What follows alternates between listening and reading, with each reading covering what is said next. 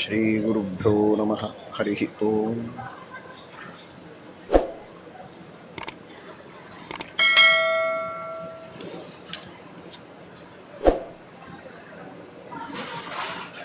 ಯತ್ಪದಂ ವೇದ ಸಂವೇದ್ಯಂ ಕಟಾಕ್ಷೇಣಾಪಿ ವೀಕ್ಷಿತುಂ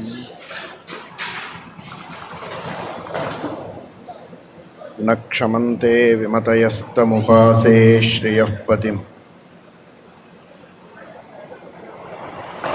ಮಯಿ ಸ್ಥಿತೋ ಮದಂಗೇಷು ಸ್ವತಂತ್ರೋ ವ್ಯಾಪ್ತವಾನ್ ಹರಿಃ ಸ ವಿಷ್ಣುಶ್ಚ ಸ್ವತಂತ್ರಂ ಮಾಂ ಸ್ವೇಚ್ಛಯಾ ವರ್ತಯತ್ಯಜಃ. ಸ್ವಾತ್ಮನಸ್ತಸ್ಯ ಪೂಜಾಸ್ಯುಃ ಮನೋವಾಕ್ಕಾಯವೃತ್ತಯಃ ಮಮೈತಾಃ ಇತಿ ಕರ್ತಾರಂ ಉದ್ದೇಶ್ಯಂಚ ಹರಿಂ ಸ್ಮರೇತ್. ಧರ್ಮವಿಜ್ಞಾನವೈರಾಗ್ಯಪರಮೈಶ್ವರ್ಯಶಾಲಿನಃ ಆನಂದತೀರ್ಥಭಗವತ್ಪಾದಾನ್ ವಂದೇ ನಿರಂತರಂ.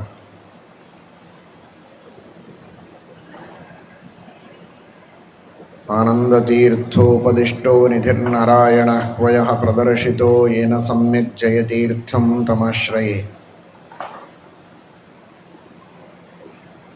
ಸತ್ಯಧೀರಕರಾಬ್ಜೋತ್ಥಃ ಜ್ಞಾನವೈರಾಗ್ಯಸಾಗರಃ ಸತ್ಯಜ್ಞಾನಾಖ್ಯತರಣಿಃ ಸ್ವಾಂತಧ್ವಾಂತಂ ನಿಕೃಂತತು.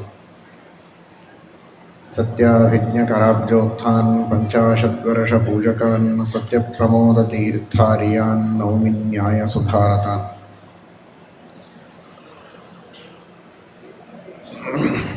ಕಾಮಯೇ ತಂ ತಮುಗ್ರಂ ಕೃಣೋಮಿ ತಂ ಬ್ರಹ್ಮಾಣಂ ತಂ ಋಷಿಂ ತಂ ಸುಮೇಧಾಂ. ಯಾವ ವ್ಯಕ್ತಿ ಯೋಗ್ಯನಾಗಿದ್ದಾನೆ, ಸಾಧನೆಯನ್ನು ಪರಿಪೂರ್ತಿಯಾಗಿ ಮಾಡಿಕೊಂಡಿದ್ದಾನೆ, ಆ ಪದವಿಗೆ ಅರ್ಹನಾಗಿದ್ದಾನೆ ಅಂತ ನನಗೆ ಅನಿಸಿದೆ, ಅಂಥವರನ್ನು ನಾನು ರುದ್ರದೇವರನ್ನು ಮಾಡಬಹುದು, ಬ್ರಹ್ಮನನ್ನಾಗಿ ಮಾಡಬಹುದು, ಇನ್ನಿತರ ದೇವತೆಗಳ ಪದವಿಯಲ್ಲಿ ನಾನು ಕೂಡಿಸುವ ಸಾಮರ್ಥ್ಯವನ್ನು ಪಡೆದುಕೊಂಡಿದ್ದೇನೆ. ಕಾಮತೋ ವಿಧಿರುದ್ರಾದಿ ಪದದಾತ್ರ್ಯ ಸ್ವಯಂ ಶ್ರಿಯ. ತನ್ನ ಇಚ್ಛೆಗೆ ಬಂದಂತೆ ಯಥೇಚ್ಛವಾದ ಸ್ಥಾನಗಳನ್ನು ಕೊಡುವ ಸಾಮರ್ಥ್ಯ ನನಗಿದೆ ಅಂತ ಮಹಾಲಕ್ಷ್ಮೀ ದೇವಿ ಹೇಳಿಕೊಳ್ತಾಳೆ. ಅಂತಹ ಜಗನ್ನಿಯಾಮಕಳಾದ ಎಲ್ಲ ದೇವತೆಗಳಿಗೆ ಪ್ರೇರಕಳಾಗಿರತಕ್ಕಂತಹ ಪರಮಾತ್ಮನ ನಂತರದಲ್ಲಿ ಇತರ ಎಲ್ಲರಿಗಿಂತಲೂ ಉತ್ತಮಳಾದ ಮಹಾನುಭಾವಳಾದ ಮಹಾಲಕ್ಷ್ಮೀ ದೇವಿ. ಆದರೆ ಇಂತಹ ಮಹಾಶಕ್ತಿ, ಮಹಾ ಸಾಮರ್ಥ್ಯವನ್ನು ಪಡೆದುಕೊಂಡಂತಹ ಮಹಾಲಕ್ಷ್ಮೀ ದೇವಿಗೆ ಒಂದು ಸ್ವಲ್ಪವೂ ಕೂಡ ಅಹಂಕಾರ ಇಲ್ಲ.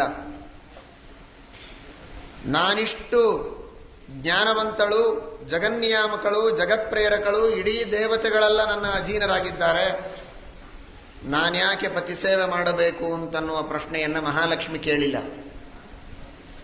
ಸ್ವಲ್ಪ ಕಲಿತರೆ, ಸ್ವಲ್ಪೇ ಜ್ಞಾನ ಬಂದರೆ, ಒಂದು ಸ್ವಲ್ಪೇ ಅಧಿಕಾರ ಇದ್ದ ಮಾತ್ರಕ್ಕೆ, ಸ್ವಲ್ಪ ಐಶ್ವರ್ಯ ಇದೆ, ಚೆನ್ನಾಗಿ ಮಾತಾಡ್ಲಿಕ್ಕೆ ಬರ್ತದೆ, ನಾನೂ ಗಳಿಸ್ತೇನೆ ಅಂತನ್ನೋ ಒಂದೇ ಒಂದು ಕಾರಣಕ್ಕೆ ನಾನೇಕೆ ಪತಿಸೇವೆಯನ್ನು ಮಾಡಬೇಕು ಅಂತ ಬೇರೆಯವರು ಕೇಳಿದರೆ, ಮಹಾಲಕ್ಷ್ಮಿ ಮಾತ್ರ ಹಾಗೆ ಕೇಳಲಿಲ್ಲ. ಅನಂತ ಜಗನ್ನಿಯಾಮಕಳಾಗಿ ಅನಾದ್ಯನಂತ ಕಾಲದ ಜಗತ್ತಿಗೆ ಒಬ್ಬಳೇ ನಿಯಾಮಕಳು. ಬ್ರಹ್ಮದೇವರು ಬೇಕಾದಷ್ಟು ಜನ ಆಗಿ ಹೋಗ್ತಾರೆ, ರುದ್ರದೇವರು ಬೇಕಾದಷ್ಟು ಜನ ಆಗ್ತಾರೆ, ಅನಾದಿ ಕಾಲದಿಂದ ಅನಂತ ರುದ್ರರಾಗಿದ್ದಾರೆ, ಇನ್ನು ಮುಂದೆ ಅನಂತ ರುದ್ರರಾಗ್ತಾರೆ. ಆದರೆ ಲಕ್ಷ್ಮೀ ಮಾತ್ರ ಅನಾದಿ ಕಾಲದಿಂದ ಅನಂತ ಕಾಲದವರೆಗೆ ಒಬ್ಬಳೇ ಜಗನ್ನಿಯಾಮಕಳಾಗಿದ್ದಾಳೆ. ಆದರೆ ತಾನು ಇಡೀ ಜಗತ್ತಿಗೆ ನಿಯಾಮಕಳಾಗಿದ್ದರೂ ಕೂಡ ದಾಸರು ಹೇಳುವಂತೆ ಏನು ಧನ್ಯಳೋ ಲಕುಮಿ ಅಂಥ ಮಾನ್ಯಳು. ಬೇಕಾದಷ್ಟು ದಾಸದಾಸಿಯರು, ಸೇವಕಿಯರು, ಅನಂತ ಜೀವರಾಶಿಗಳೇ ಭಗವಂತನಿಗೆ ಅಧೀನರಾಗಿ ಮುಕ್ತರಾದವರೆಲ್ಲ ಸೇವೆಗೆ ಸಿದ್ಧರಾಗಿದ್ದಾರೆ. ಬೇಕಾದಷ್ಟು ಪಾರ್ಷದರಿದ್ದಾರೆ, ಬೇಕಾದಷ್ಟು ಕಿಂಕರರಿದ್ದಾರೆ. ಪರಮಾತ್ಮವನ ಕೈಂಕರ್ಯವನ್ನೇ ಕಾದುಕೊಂಡಿದ್ದಾರೆ ಬ್ರಹ್ಮಾದಿ ದೇವತೆಗಳೆಲ್ಲ. ಕದಾಹಂ ರಾಜರಾಜೇನ ಗಣನಾಥೇನ ಚೋದಿತಃ ಚರೇಯಂ ಭಗವತ್ಪಾದ ಪರಿಚರ್ಯಾಸು ವರ್ತನಂ. ಯಾವಾಗ ನಾನು ಸೇವೆ ಮಾಡೇನು, ಯಾವಾಗ ಮುಕ್ತನಾಗಿ ಪರಮಾತ್ಮನ ಹತ್ತಿರ ಸದಾಕಾಲದಲ್ಲಿ ವಾಸ ಮಾಡೇನು ಅಂತ ಎಲ್ಲ ದೇವತೆಗಳು ಕಾಯ್ತಾ ಇರ್ತಾರೆ.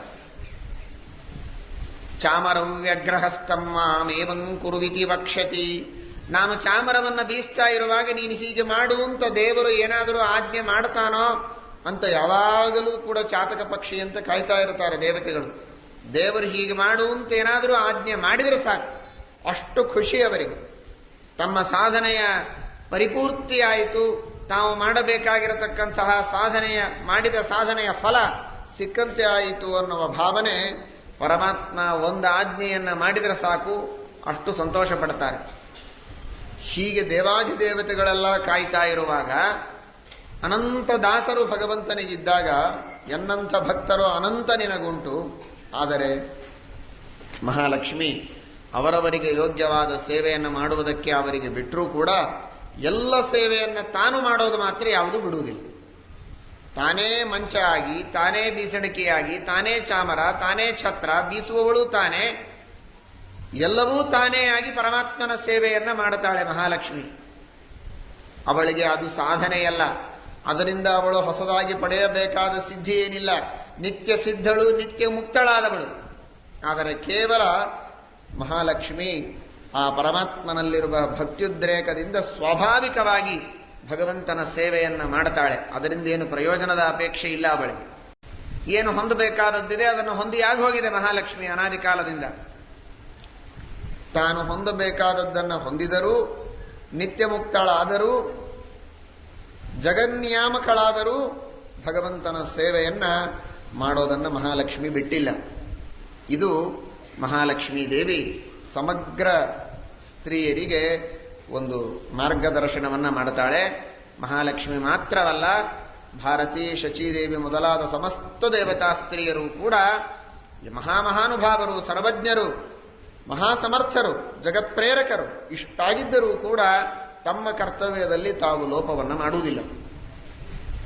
ಪ್ರತಿನಿತ್ಯದಲ್ಲಿ ಅನುಸಂಧಾನದಲ್ಲಿ ಒಂದು ಉಂಟು. ಒಬ್ಬರ್ಯಾರೋ ಕೆಲವು ದಿವಸಗಳ ಹಿಂದೆ ಪ್ರಶ್ನೆ ಕೇಳಿದ್ರು, ಮಹಾಲಕ್ಷ್ಮೀ ದೇವಿ ದೇವರ ಜೊತೆಗೆ ಊಟಕ್ಕೆ ಕೂಡ್ತಾಳೋ ಅಥವಾ ದೇವರಿಗೆ ಬಡಿಸಿ ಆಮೇಲೆ ಕೂಡ್ತಾಳೋ?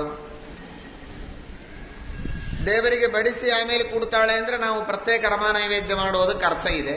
ದೇವರ ಜೊತೆಗೆ ಕೂಡೋದಾಗಿದ್ರೆ ದೇವರ ನೈವೇದ್ಯದ ಜೊತೆಗೆ ರಮಾ ನೈವೇದ್ಯ ಆಗಿ ಹೋಗಿರ್ತದೆ, ಮತ್ತೇನು ಪ್ರತ್ಯೇಕ ರಮಾ ನೈವೇದ್ಯ ಮಾಡೋದು ಅಂತ ಕೇಳಿದ್ರು. ಶಾಸ್ತ್ರ ಹೇಳುತ್ತದೆ ಎರಡೂ ರೀತಿ.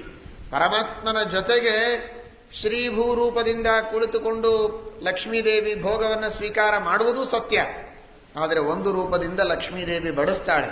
ನಾರಾಯಣೋ ಭುಂಕ್ತೆ ಲಕ್ಷ್ಮೀ ಪರಿವೇಶಯತಿ ವಾಯುರ್ವೀಶಯತಿ ಭಾರತ್ಯಾದ್ಯಾ ಪರಿಚರಂತಿ. ಹೀಗೆ ಅನುಸಂಧಾನ ಮಾಡಬೇಕು ಅಂತಿದೆ ನೈವೇದ್ಯ ಕಾಲದಲ್ಲಿ. ದೇವರು ಊಟ ಮಾಡ್ತಾನೆ, ಮಹಾಲಕ್ಷ್ಮಿ ಬಡಿಸ್ತಾ ಇದ್ದಾಳೆ. ಭಾರತಿ, ಸರಸ್ವತಿ, ಶಚಿ, ಶ್ಯಾಮಲ ಮೊದಲಾದ ಎಲ್ಲ ದೇವತೆಗಳು ತಮ್ಮ ತಮ್ಮ ಯೋಗ್ಯತೆಗೆ ತಕ್ಕಂತೆ ಆ ಮಹಾಲಕ್ಷ್ಮೀ ದೇವಿಗೆ ಸೇವೆಯನ್ನು ಮಾಡ್ತಾರೆ. ಬೇಕಾದ ಪದಾರ್ಥಗಳನ್ನು ತಂದು ತಂದು ಕೈಯಲ್ಲಿ ಕೊಡ್ತಾರೆ. ನೇರವಾಗಿ ದೇವರ ಎಲೆಗೆ ಬಡಿಸೋ ಅಧಿಕಾರ ಇಲ್ಲ ಅವರಿಗೆ. ಲಕ್ಷ್ಮೀ ಕೈಯಲ್ಲಿ ತಂದು ಕೊಡ್ತಾರೆ, ಲಕ್ಷ್ಮೀದೇವಿ ಬಡಿಸ್ತಾಳೆ. ವಾಯುದೇವರು ಪಕ್ಕದಲ್ಲಿ ವ್ಯಜನವನ್ನು ಹಾಕ್ತಾ ಇದ್ದಾರೆ. ಹೀಗೆ ಅನುಸಂಧಾನ ಮಾಡಬೇಕು ಅಂತಿದೆ. ಹೀಗಾಗಿ ಒಂದು ರೂಪದಿಂದ ಮಹಾಲಕ್ಷ್ಮೀ ದೇವಿ ಪರಮಾತ್ಮನ ಜೊತೆಗೆ ನೈವೇದ್ಯ ಸ್ವೀಕಾರ ಮಾಡಿದರೆ, ಇನ್ನೊಂದು ರೂಪದಿಂದ ತಾನು ದೇವರ ಅಧೀನ ನಿತ್ಯಾಭಿಯೋಗಿನಿ ಅಂತ ತೋರಿಸೋದಕ್ಕೆ ಜೊತೆಗೆ ಸ್ವೀಕಾರ ಮಾಡ್ತಾಳೆ. ನಾನು ದೇವರ ಅಧೀನ, ದೇವರ ಪ್ರಸಾದವನ್ನು ಸ್ವೀಕಾರ ಮಾಡಿ ನನ್ನ ಧನ್ಯತೆಯನ್ನು ಪಡೆದುಕೊಳ್ಳುತ್ತೇನೆ ಅನ್ನುವುದನ್ನು ತಿಳಿಸಿಕೊಡೋದಕ್ಕೆ ನಂತರದಲ್ಲಿ ಪರಮಾತ್ಮನಿಗೆ ಬಡಿಸಿ ಆಮೇಲೂ ಕೂಡ ತಾನು ಸ್ವೀಕಾರ ಮಾಡ್ತಾಳೆ. ಇವುಗಳನ್ನೆಲ್ಲ ಮಹಾಲಕ್ಷ್ಮಿ ಯಾಕೆ ಮಾಡಿ ತೋರಿಸೋದು? ತನಗೆ ಬೇಕಾದಷ್ಟು ದೊಡ್ಡಸ್ತಕ್ಕೆ ಇರಬಹುದು, ಜ್ಞಾನ ಇರಬಹುದು, ಶಕ್ತಿ ಇರಬಹುದು, ಯೋಗ್ಯತೆ ಇರಬಹುದು, ಏನಿದ್ದರೂ ಕೂಡ ತನಗೆ ವಿಹಿತವಾಗಿರತಕ್ಕಂತಹ ಕರ್ಮವನ್ನ ಮಾಡುವುದರೊಳಗೆ ಅತ್ಯಂತ ಜಾಗರೂಕರಾಗಿರಬೇಕು ಸ್ತ್ರೀಯರು ಅಂತನ್ನೋದನ್ನ ಮಹಾಲಕ್ಷ್ಮೀ ದೇವಿ ತೋರಿಸ್ತಾ ಇದ್ದಾರೆ.